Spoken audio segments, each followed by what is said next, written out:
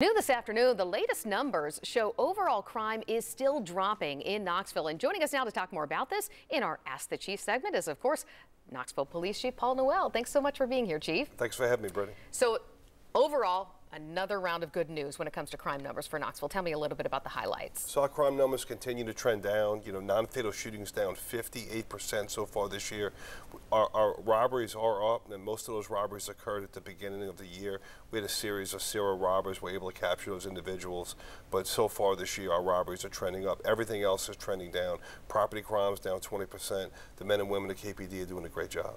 And so just going back to those robberies, it seems like you said a serial robber. So there was sort of a select group of folks who were committing a lot of robberies, you believe, and now that you have those folks taken care of, you're seeing sort of a drop? Yes, that was right in the beginning of the year, right in January. We were able to deal with those individuals, catch some of those people. Now our robberies are really trending back down again. So the last 28 days, our robberies are decreasing again.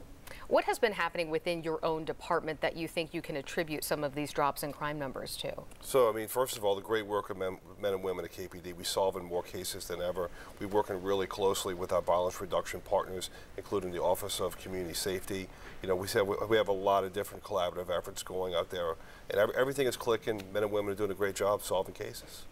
Of course, we've talked about this before. You're really heavily looking into recruiting more officers. You're concerned about some of the losses you might have, also concerned about the pay you're going to be able to offer those officers.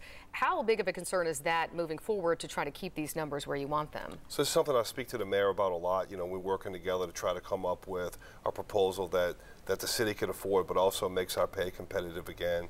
You know, we have a lot of officers that are becoming eligible to retire. This market is also very competitive as well. Looking ahead to this weekend, big event coming up, the marathon, right? So you all are going to be very hands-on when it comes to that. What do you want people to know, and what kind of work is involved for your officers? So the first thing I'd like everyone to know is we're going to have about, 200 to 300 KPD officers working all across the city on Saturday and Sunday.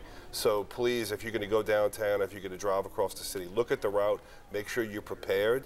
We will let people cross the route, but when we're able. But just take your time, and if you can avoid the route, do it. And if you get a chance, go down and watch the event. It's going to be a great marathon. Yeah, it might be a little chilly this weekend, but still watch, yes. Huh? All right, thanks so much, Chief. We appreciate it as always.